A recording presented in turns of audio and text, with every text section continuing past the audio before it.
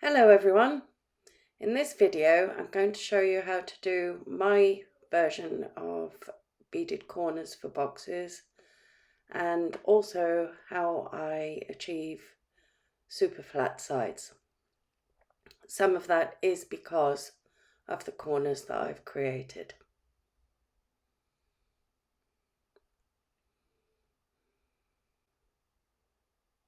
You can use this method for any of the shapes, but in this particular instance I'm going to use the square. I will be making a box as I go through these videos, so if you want to make the box you will need 9 beads, peyote beads along the edge, and you will also need to finish with the row that has 1 bead stitched between the increased 2 beads at the corners. So I've used different colours so that you can see what I'm doing, but you could go ahead and just use one colour.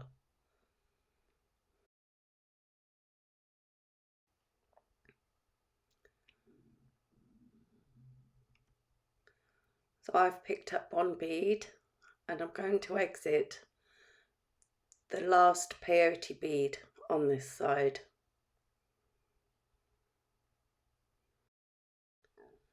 Pay attention to where your thread is exiting and where the corner bead is.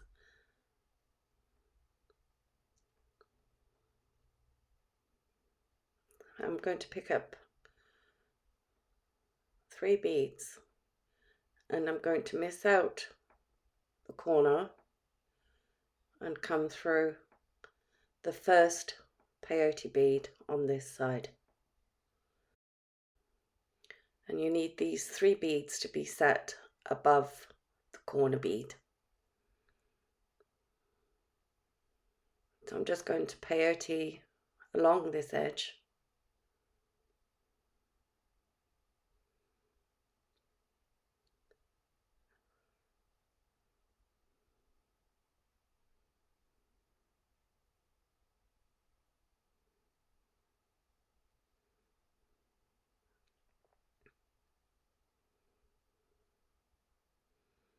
So that I can exit the last peyote bead on this side, which I've marked with a red bead.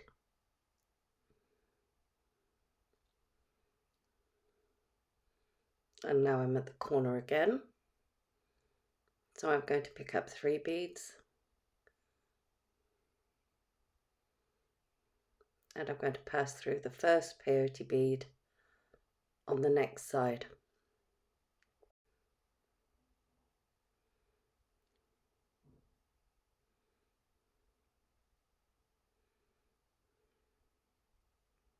So you need to work round your square and repeat the other 2 corners, and I'll come back when we're done.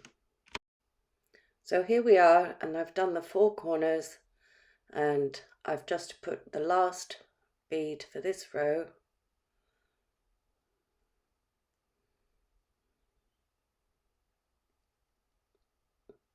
and then I need to step up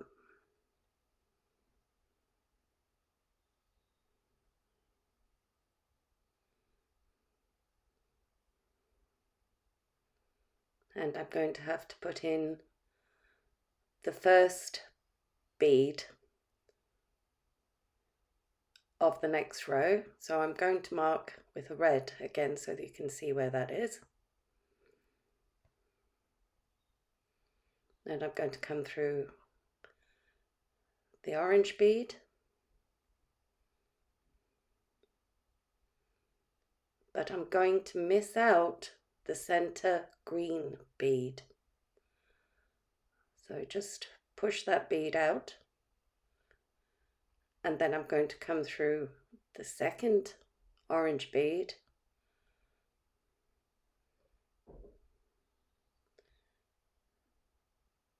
and pull it tight so that the thread is set behind the green bead. The green bead is forced to sit above the white bead. I'm going to pick up the first bead of the next row, and I'm marking it with red so that you can see where I'm placing the corners. Now need to peyote along this side.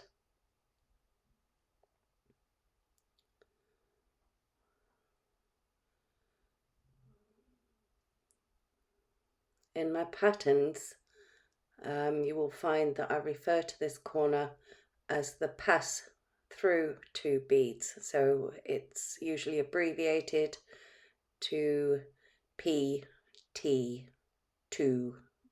and you'll find that in my patterns. And the previous row would have been a pickup 3 beads, so that would have been PU3B or A, whatever colour it is. So here we are at the corner again. Sometimes you can get lucky and pass through the two, omitting the green bead like that. Just have to make sure that that thread is sat behind the green bead.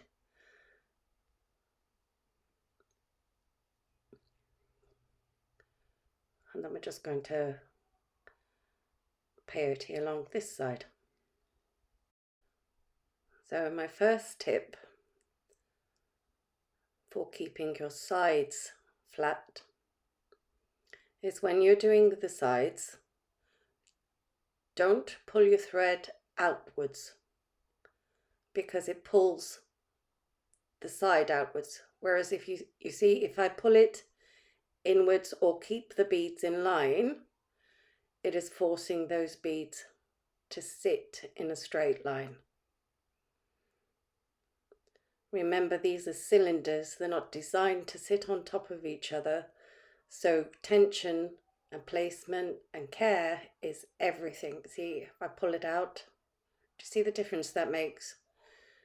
And that tension will stay as you work the rest of the box, so you'll wind up with wobbly sides because you've created a curve and the thread will keep it there and it won't be tight.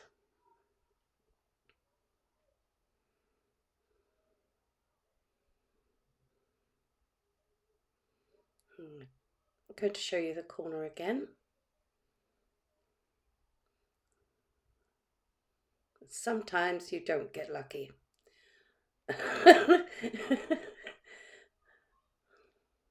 It's probably best not to faff like this. There, the green beads popped, that's it.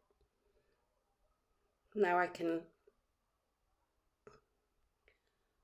pass through the two outside beads.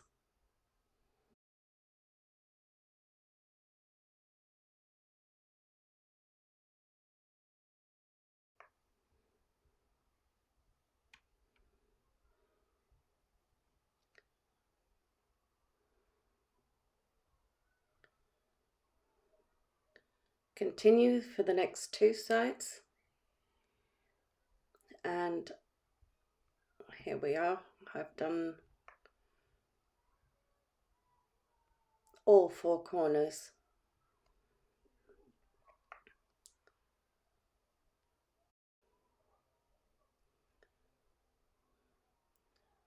So we can see how the corner beads are stacking up above each other now.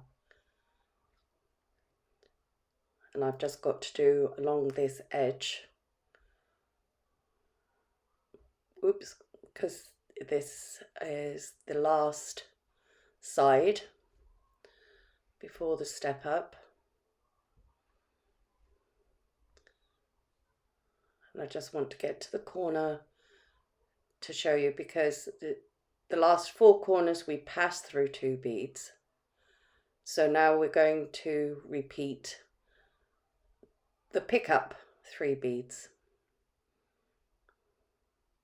And this time you should see that it's much easier to place the 3 corner beads. So you can see I need to put in the last bead of the previous row, and I need to step up.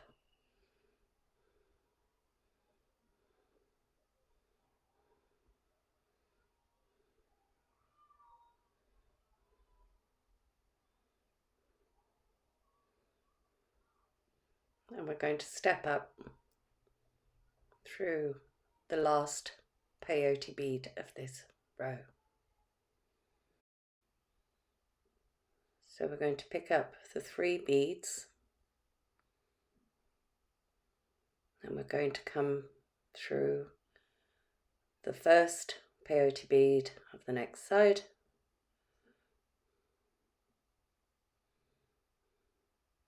and you can see, instead of, you remember the first row it sat in a curve, now it wants to sit, and you just continue all of this row using a pick up 3 beads on each corner.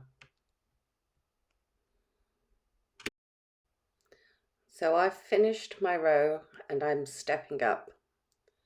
I've got to put in the last bead on this side.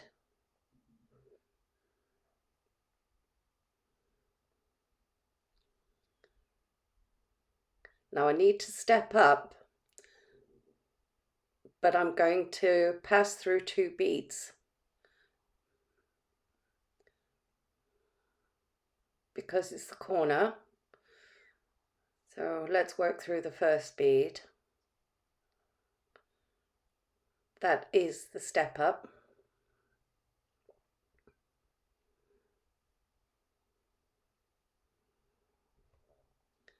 And then I'm going to miss the center bead out and come back through the second corner bead.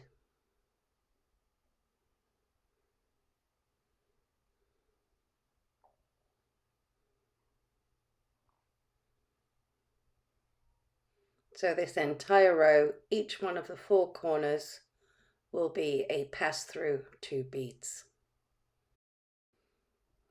So I'm just going to peyote down this side to show you the corner again.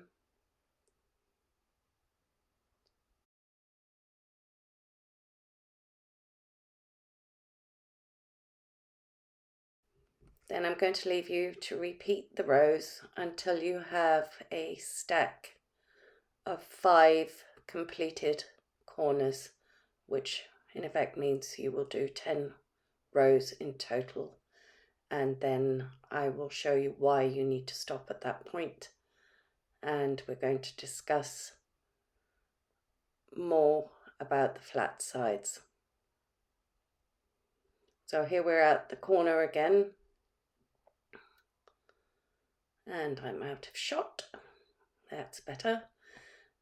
So last bead of this side. I'll come through the first bead, miss out the middle bead,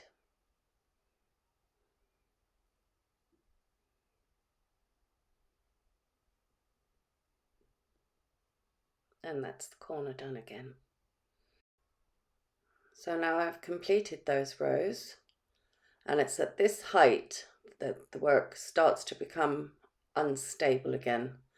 And so you've got to be very careful about pulling your thread in line with the beads, not pulling it out to the side.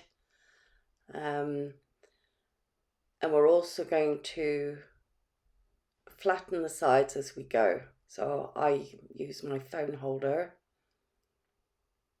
and I will just work around the sides, making sure that those sides are flat. It takes seconds, but it is really helpful and it keeps your tension correct. And the other thing we're going to do is we're going to use a piece of folded card to hold the sides of the beads so that you keep that flat edge and don't imprint your fingerprints on it. As your fingers and thumb have a natural curve to them, and this will, it's difficult to describe, but you actually work that tension. So you work a curve into your side. You do it without thinking, it's subconscious. It's just the way it is because of the way you're holding the box. And then you just move around. We're on a pickup 3. It's a really simple and effective solution. And you just keep going. Now, the other thing I'd like to mention is you'll find this with the square and the hexagon. That the square is a little bit on the soft side, and it usually means that it will be slightly curved on the bottom. There's no way to deal with that, but I've found if you push the center of the square inwards, it will give you a nice edge to your box. And if you just do it very carefully,